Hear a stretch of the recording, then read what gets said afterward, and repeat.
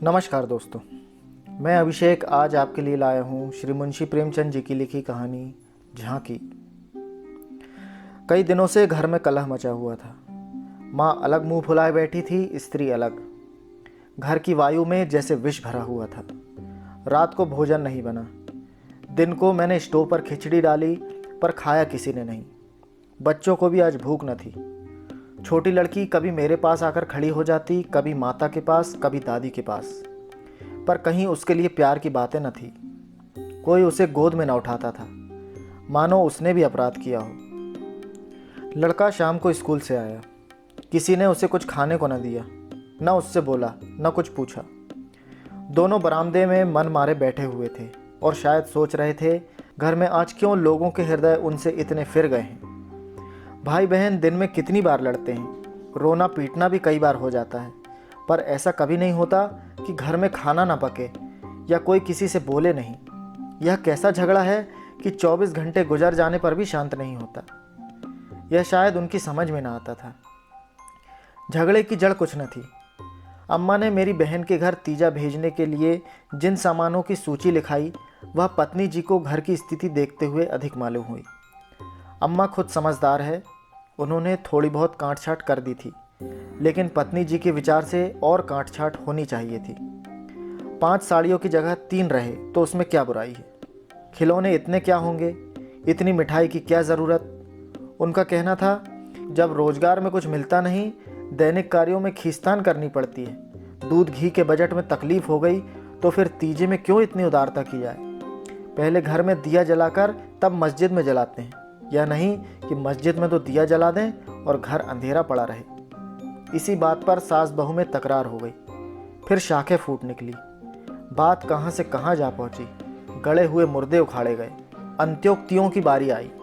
व्यंग का दौर शुरू हुआ और मौनालंकार पर समाप्त हो गया। मैं बड़े संकट में था। अगर अम्मा की तरफ से कुछ कहता हूँ तो पत्नी जी रोना धोना शुरू करती है, अपने नसीबों को कोसने लगती है। पत्नी किसी कहता हूँ तो जनमुरीद की उपाधि मिलती है। इसलिए बारी बारी से दोनों पक्षों का समर्थन करता जाता था, पर स्वार्थवश मेरी सहानुभूति पत्नी के साथ ही थी। खुलकर अम्मा से कुछ न कह सकता था, पर दिल में समझ रहा था कि ज्यादती इन्हीं की है। दुकान का यह हाल है कि कभी कभी बोहनी भी नहीं होती। असामियों से टका वसूल नहीं होता, तो इन पुरानी लकीरों को पीटकर क्यों अपनी जान संकट में डाली जाए। बार बार इस गृहस्थी के जंजाल पर तबीयत झुंझलाती थी। घर में 3 तो प्राणी हैं और उनमें भी प्रेम भाव नहीं। ऐसी गृहस्थी में तो आग लगा देना चाहिए। कभी कभी ऐसी सनक सवार हो जाती थी कि सबको छोड़ छाड़ कर कहीं भाग जाऊं। जब अपने सिर पड़ेंगे तब इनको होश आएगा, तब मालूम होगा कि गृहस्थी कैसे चलती है। क्या जानता था कि यह विपत्ति झेलनी पड़ेगी, नहीं विवाह का नाम भी न लेता। तरह तरह के कुत्सित भाव मन में आ रहे थे। कोई बात नहीं, अम्मा मुझे परेशान करना चाहती है, बहू उनके पाँव नहीं दबाती, उनके सिर में तेल नहीं डालती, तो इसमें मेरा क्या दोष। मैंने उन्हें मना तो नहीं कर दिया है। मुझे तो सच्चा आनंद होगा यदि सास बहू में इतना प्रेम हो जाए, लेकिन यह मेरे वश की बात नहीं कि मैं दोनों में प्रेम डाल दूं। अगर अम्मा ने अपनी सास की साड़ी धोई है, उनके पाँव दबाए हैं, उनकी घुड़कियाँ खाई हैं, तो आज वह पुराना हिसाब बहू से क्यों चुकाना चाहती है। उन्हें क्यों नहीं दिखाई देता कि अब समय बदल गया है। बहुएं अब भयवश सास की गुलामी नहीं करती। प्रेम से चाहे उनके सिर के बाल नोच लो, लेकिन जो रौब दिखाकर उन पर शासन करना चाहो तो वह दिन लद गए। सारे शहर में जन्माष्टमी का उत्सव हो रहा था। मेरे घर में संग्राम छिड़ा हुआ था। संध्या हो गई थी, पर घर अंधेरा पड़ा था। मनहूसियत छाई हुई थी। मुझे अपनी पत्नी पर क्रोध आया। लड़ती हो लड़ो, लेकिन घर में अंधेरा क्यों रखा है। जाकर कहा, क्या आज घर में चिराग न जलेंगे। पत्नी ने मुंह फुलाकर कहा, जला क्यों नहीं लेते, तुम्हारे हाथ नहीं है। मेरी देह में आग लग गई। बोला, तो क्या जब तुम्हारे चरण नहीं आए थे तब घर में चिराग न जलते थे। अम्मा ने आग को हवा दी। नहीं, तब सब लोग अंधेरे में ही पड़े रहते थे। पत्नी जी को अम्मा की इस टिप्पणी ने जामे से बाहर कर दिया। बोली, जलाते होंगे मिट्टी की कुप्पी, लालटेन तो मैंने नहीं देखा। मुझे इस घर में आए 10 साल हो गए। मैंने डांटा, अच्छा चुप रहो, बहुत बढ़ो नहीं। ओहो, तुम तो ऐसा डांट रहे हो जैसे मुझे मोल लाए हो। मैं कहता हूँ चुप रहो। क्यों चुप रहूं? अगर एक कहोगे तो 2 सुनोगे। इसी का नाम पतिव्रत है। जैसा मुंह होता है वैसे ही बीड़े मिलते हैं। मैं परास्त होकर बाहर चला गया और अंधेरी कोठरी में बैठा हुआ उस मनहूस घड़ी को कोसने लगा जब इस कुलच्छनी से मेरा विवाह हुआ था। इस अंधकार में भी 10 साल का जीवन सिनेमा चित्रों की भांति मेरे नेत्रों के सामने दौड़ गया। उसमें कहीं प्रकाश की झलक न थी, कहीं स्नेह की मृदुता न थी। सहसा मेरे मित्र पंडित जयदेव जी ने द्वार पर पुकारा, अरे आज यह अंधेरा क्यों कर रखा है जी? कुछ सूझता ही नहीं, कहाँ हो? मैंने कोई जवाब न दिया। सोचा यह आज कहाँ से आकर सिर पर सवार हो गए। जयदेव ने फिर पुकारा, अरे कहाँ हो भाई, बोलते क्यों नहीं? कोई घर में है या नहीं? कहीं से कोई जवाब न मिला। जयदेव ने द्वार को इतनी जोर से झंझोड़ा कि मुझे भय हुआ कहीं दरवाज़ा चौखट बाजू समेत गिर न पड़े। फिर भी मैं बोला नहीं। उनका आना खल रहा था। जयदेव चले गए। मैंने आराम की सांस ली। बारे शैतान टला, नहीं घंटों सिर खाता। मगर 5 ही मिनट में फिर किसी के पैरों की आहट मिली और अब की टॉर्च के तीव्र प्रकाश से मेरा सारा कमरा भर उठा। जयदेव ने मुझे बैठे देखकर कौतूहल से पूछा, तुम कहाँ गए थे जी? घंटों चीखा, किसी ने जवाब तक न दिया। यह आज क्या मामला है, चिराग क्यों नहीं जले? मैंने बहाना किया, क्या जाने, मेरे सिर में दर्द था। दुकान से आकर लेटे तो नींद आ गई, और सोए तो घोड़ा बेचकर, मुर्दों से शर्त लगाकर। हाँ यार, नींद आ गई। मगर घर में चिराग तो जलाना चाहिए था, या उसका रिट्रेचमेंट कर दिया। आज घर में लोग व्रत से हैं, हाथ ना खाली होगा। खैर चलो, कहीं झांकी देखने चलते हो? सेठ घूरेमल के मंदिर में ऐसी झांकी बनी है कि देखते ही बनता है। ऐसे ऐसे शीशे और बिजली के सामान सजाए हैं कि आंखें झपक उठती हैं।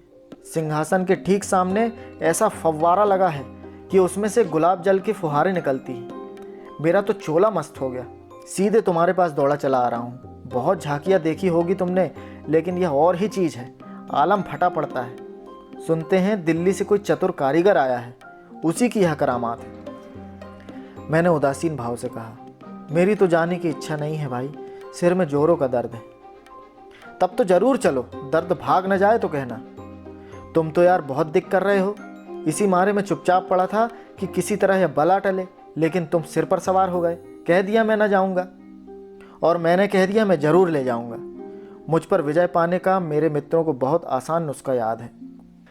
यूँ हाथापाई, धींगा मुश्ती, ढोल धप्पे में किसी से पीछे रहने वाला नहीं हूँ, लेकिन किसी ने मुझे गुदगुदाया और परास्त हुआ, फिर मेरी कुछ नहीं चलती।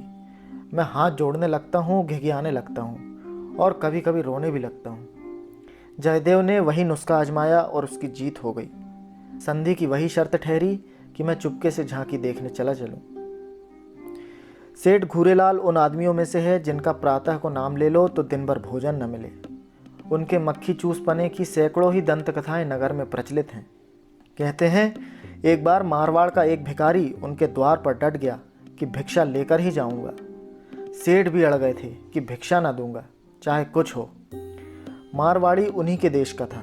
कुछ देर तो उनके पूर्वजों का बखान करता रहा, फिर उनकी निंदा करने लगा। अंत में द्वार पर लेट गया। सेठ जी ने रत्ती भर परवाह न की। भिक्षुक भी अपनी धुन का पक्का था। सारा दिन द्वार पर बेदाना पानी पड़ा रहा और अंत में वहीं मर गया। तब सेठ जी पसीजे और उसकी क्रिया इतनी धूमधाम से की कि बहुत कम किसी ने की होगी।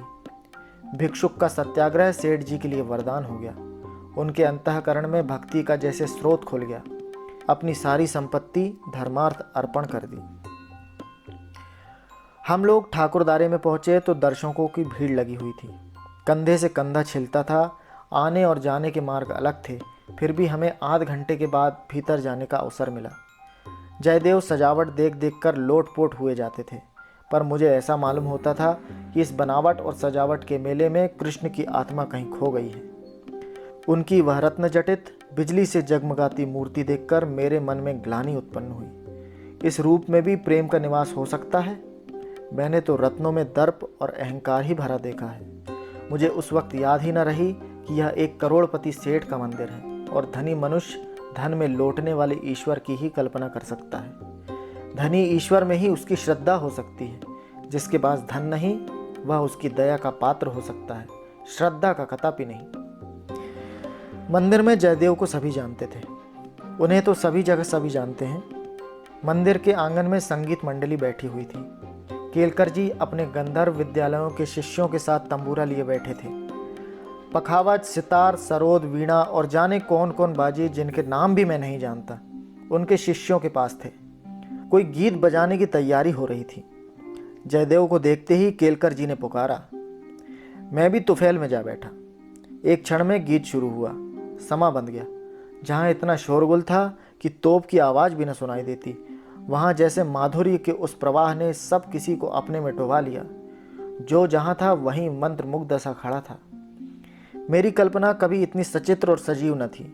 मेरे सामने न वह बिजली की चकाचौंध थी, न वह रत्नों की जगमगाहट, न वह भौतिक विभूतियों का समारोह। मेरे सामने वही यमुना का तट था, गुल्म लताओं का घूंघट मुंह पर डाले हुए। वही मोहनी गौएं थी, वही गोपियों की जल क्रीड़ा, वही वंशी की मधुर ध्वनि, वही शीतल चांदनी और वही प्यारा नंद किशोर, जिसकी मुख छवि में प्रेम और वात्सल्य की ज्योति थी, जिसके दर्शनों ही से हृदय निर्मल हो जाते थे। मैं इसी आनंद विस्मृति की दशा में था कि कंसर्ट बंद हो गया और आचार्य केलकर के एक किशोर शिष्य ने ध्रुपद आलापना शुरू किया। कलाकारों की आदत है कि शब्दों को कुछ इस तरह तोड़ मरोड़ देते हैं कि अधिकांश सुनने वाले की समझ में ही नहीं आता कि क्या गा रहे हैं। इस गीत का एक शब्द भी मेरी समझ में ना आया, लेकिन कंठ स्वर में कुछ ऐसी मादकता भरा लालित्य था कि प्रत्येक स्वर मुझे रोमांचित कर देता था। कंठ स्वर में इतनी जादू भरी शक्ति है, इसका मुझे आज कुछ अनुभव हुआ। मन में एक नए संसार की सृष्टि होने लगी, जहाँ आनंद ही आनंद है, प्रेम ही प्रेम, त्याग ही त्याग। ऐसा जान पड़ा, दुख केवल चित्त की एक वृत्ति है, सत्य है केवल आनंद। एक स्वच्छ करुणा भरी कोमलता जैसे मन को मसोसने लगी। ऐसी भावना मन में उठी कि वहाँ जितने सज्जन बैठे हुए थे सब मेरे अपने हैं, अभिन्न हैं। फिर अतीत के गर्भ से मेरे भाई की स्मृति मूर्ति निकल आई। मेरा छोटा भाई बहुत दिन हुए मुझसे लड़कर घर की जमा जथा लेकर रंगून भाग गया था और वहीं उसका देहांत हो गया था।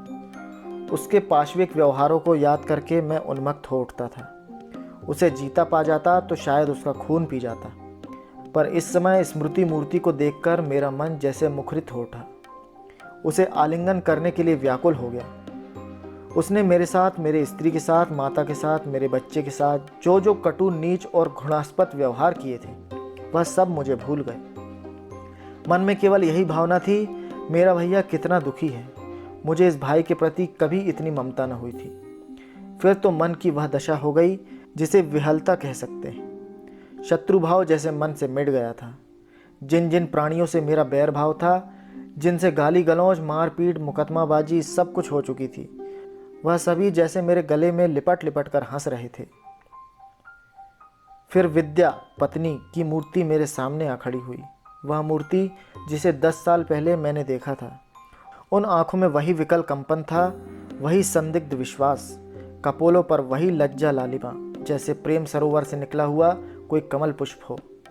वही अनुराग, वही आवेश, वही याचना भरी उत्सुकता जिसमें मैंने उस ना भूलने वाली रात को उसका स्वागत किया था, एक बार फिर मेरे हृदय में जाग उठी। मधुर स्मृतियों का जैसे स्रोत सा खुल गया। जी ऐसा तड़पा कि इसी समय जाकर विद्या के चरणों पर सिर रगड़ कर रोऊं और रोते रोते बेसुध हो जाऊं। मेरी आंखें सजल हो गई। मेरे मुंह से जो कटु शब्द निकले थे वह सब जैसे मेरे ही हृदय में गड़ने लगे।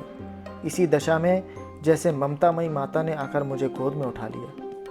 बालपन में जिस वात्सल्य का आनंद उठाने की मुझ में शक्ति न थी, वह आनंद आज मैंने उठाया। गाना बंद हो गया। सब लोग उठ उठ कर जाने लगे। मैं कल्पना सागर में ही डूबा रहा। सहसा जयदेव ने पुकारा, चलते हो या बैठे ही रहोगे? तो दोस्तों, आप सुन रहे थे श्री मुंशी प्रेमचंद की लिखी कहानी झांकी। बहुत ही जल्द मिलते हैं एक नई कहानी के साथ। तब तक के लिए नमस्कार।